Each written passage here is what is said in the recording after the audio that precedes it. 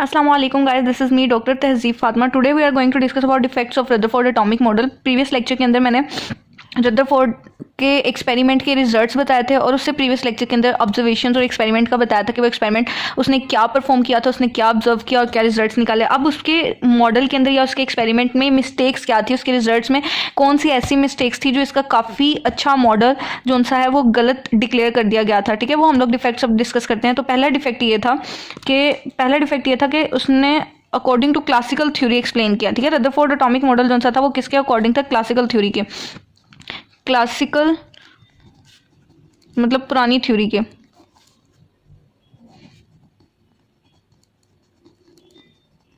पुरानी रेडिएशंस की थ्योरी के अकॉर्डिंग। ठीक है, क्लासिकल थ्योरी ऑफ रेडिएशन के अकॉर्डिंग रदरफोर्ड ने ये कहा था कि electrons being the charge particle, कोई भी चार्ज पार्टिकल हो, electrons being the charge particles, for example electron, ठीक है,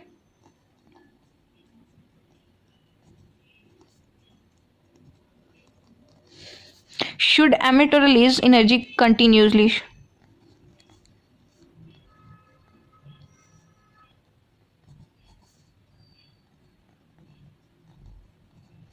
And ultimately fall into the nucleus.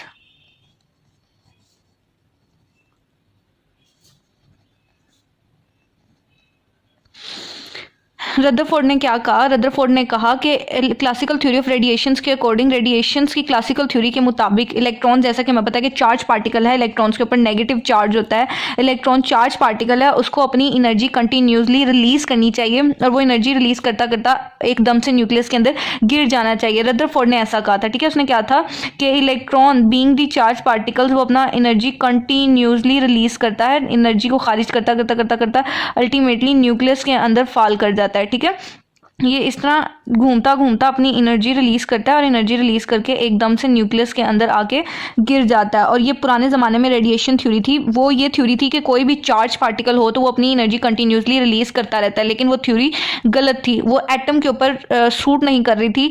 और रदरफोर्ड ने भी इसी थ्योरी को फॉलो करते हुए कह दिया था कि इलेक्ट्रॉन जो है वो कंटिन्यूसली अपनी एनर्जी रिलीज करता करता एकदम से न्यूक्लियस के अंदर गिर जाता है, जो कि गलत रिजल्ट था, एक गलत बात थी। वो इस वजह से कि अगर सारे इलेक्ट्रॉन्स जो उनसे अगर न्यूक्लियस के अंदर गिर जाते तो फिर ये मैटर एग्जिस्ट करता ही ना, ये दुनिया कब की कोलैप्स हो जाती, कॉन्ट्रैक्ट हो जाती, ये दुनिया इतनी बड़ी ना होती। ठीक है, तो ये पॉइंट बनता ही नहीं है। बेसिकली होता क्या है? बेसिकली होता है कि न्यूक्लियस के गिर्द क्वांटाइज्ड ऑर्बिट होते हैं, फिक्स्ड एनर्जी वाले ऑर्बिट्स होते हैं जिनमें इलेक्ट्रॉन रिवॉल्व करता है, इलेक्ट्रॉन गोल गोल घूमते हैं। ठीक है, उन ऑर्बिट्स के अंदर इलेक्ट्रॉन घूमते हैं और ये तभी एनर्जी रिलीज या ऑब्जर्व करते हैं जब ये इलेक्ट्रॉन्स जो हैं वो एक ऑर्बिट से दूसरे ऑर्बिट के अंदर जंप करें, ये तभी एनर्जी को रिलीज या ऑब्जर्व करते हैं। ठीक है, लेकिन रदरफोर्ड ने क्या कहा था? रदरफोर्ड ने कहा था इलेक्ट्रॉन जो है कंटिन्यूसली एनर्जी को रिलीज करता करता अल्टीमेटली न्यूक्लियस के अंदर फॉल कर जाता है, जो कि एक रॉन्ग था। ठीक है, उसका डिफेक्ट था।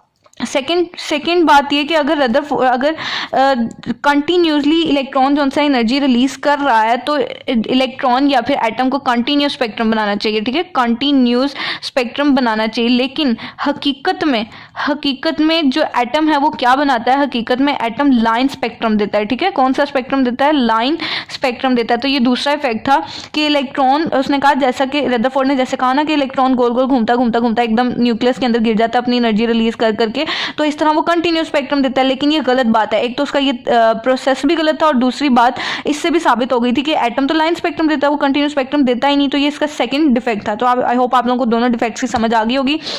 इस डिफेक्ट को मोर क्लियरली अगर आप लोगों ने समझना तो वो बोहर्स का एटॉमिक मॉडल देखें, उसमें आप लोगों को ये दोनों बातें क्लियरली समझ आ जाएंगी। So I hope you like my video. If you like my video please share my video and comment my video. Please subscribe my channel. अल्लाह हाफिज़।